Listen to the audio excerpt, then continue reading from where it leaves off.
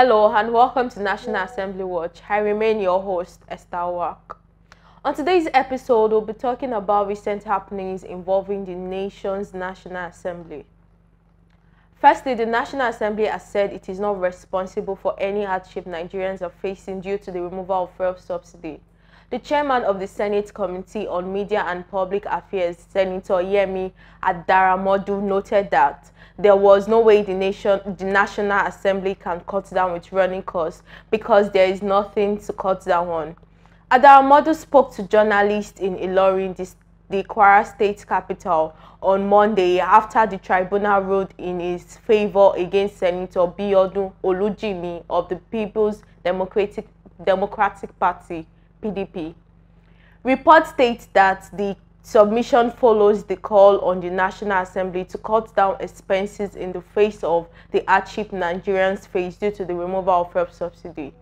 However, the legislator said there were several important roles, including committee works and oversight roles played by the lawmakers without any allowances attached. He insisted that the call for them to cut down on expenses cannot be valid. Meanwhile, the Senate Committee on Finance has revealed how the country can generate substantial revenue from the informal sector.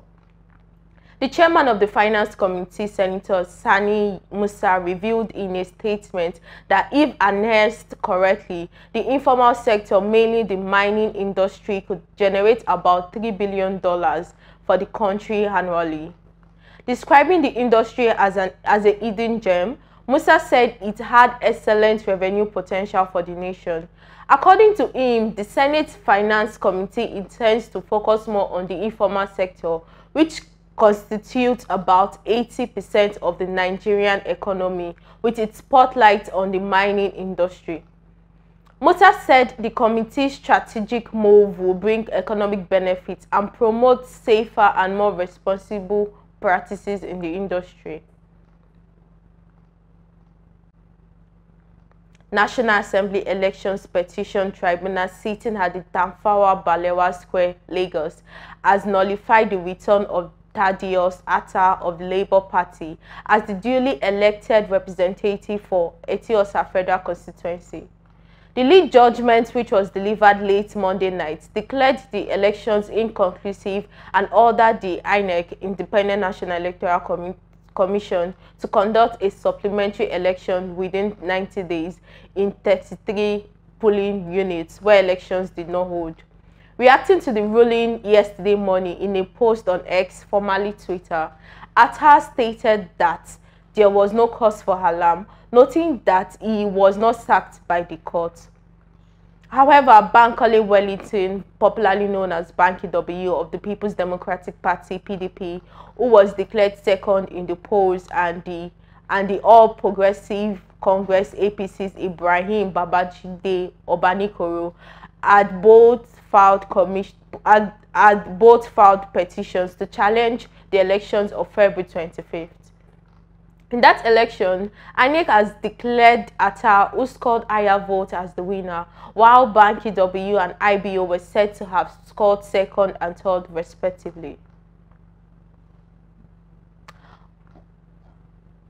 Moving on, the National and State House of Assembly Election Petition Tribunal in Kaduna had sacked Dankawu Idris of the New Nigerian People's Party, NNPP, for forging a secondary school certificate. Idris represents the Kumbotso Federal Constituency of Kano State in the House of Representatives. The tribunal chairperson, Chima, subsequently declared Monhil Danankudi of the All Progressive Congress APC as the rightful winner of the election conducted on the 25th of February. Delivering the judgment on Monday, the judge ruled that the West African Examinations Council WAEC certificate tendered by the respondent Idris was forged. The tribunal then ordered the Independent National Electoral Commission (INEC) to issue the APC candidate Mr. Dan Akudi with a certificate of return. Dan Akudi challenged the election of Idris at the tribunal. Idris is the second NNPP lawmaker to be sacked by the Election Petition Tribunal over certificate forgery.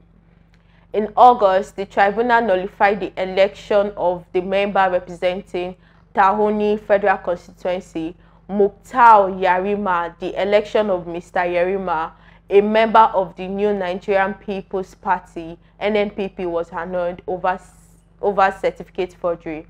The candidate of the All Progressive Congress, APC, challenged the election of Yarima at the tribunal for allegedly forging his primary school certificates.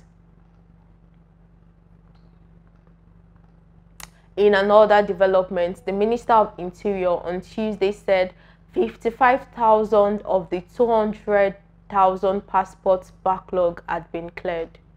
Bumi Tunji Ojo added that more would be cleared before the end of the 2-week deadline given to the immigration boss, adding that after the backlogs are cleared, Nigerians should be able to obtain their passport in 2 weeks. He spoke when the Minister of Humanitarian Affairs and Poverty Alleviation, Dr. Betta Edu, visited his office in Abuja. This was contained in a statement by the Director of Press, Ministry of Interior, Afonja Ajibola. He added that Nigerians must not be relegated from being citizens of Nigeria by denying them a passport. He restated his belief that we must get it right now, adding that he receives updates every morning and that this very morning he is being briefed that about 55,000 passports has been cleared out of the 200,000 passport backlogs he instructed to be cleared in 2 weeks. He then assured that by the time the backlogs are cleared, Nigerians will start enjoying the efficient service of having their passports issued within 2 weeks upon application. Lastly, the National Assembly Election Petitions Tribunal, sitting in several states, will end their proceedings this week as they prepare to deliver judgment on no fewer than 400 election petitions. Though a senior independent National Electoral Commission official said 552 election petitions were filed by the aggrieved candidates who participated in the National Assembly elections, it was gathered on Sunday that over 150 cases had been decided. It was learned that some of the cases were withdrawn by the petitioners. However, about 400 cases are expected to be decided this week as tribunals across the country end their sittings on Saturday, 16th of September. Some of the leading federal lawmakers whose fates will be decided this week are 7 House of Representative members from Delta State.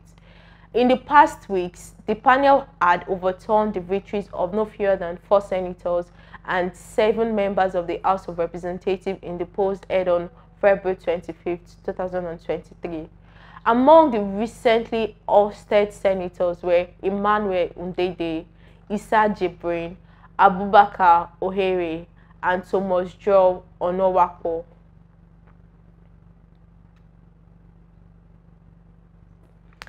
That is how far we can go on today's episode. We would like you to subscribe and engage us on YouTube. It is Voice of the People TV, and on all other social media channels at VOP TV Live.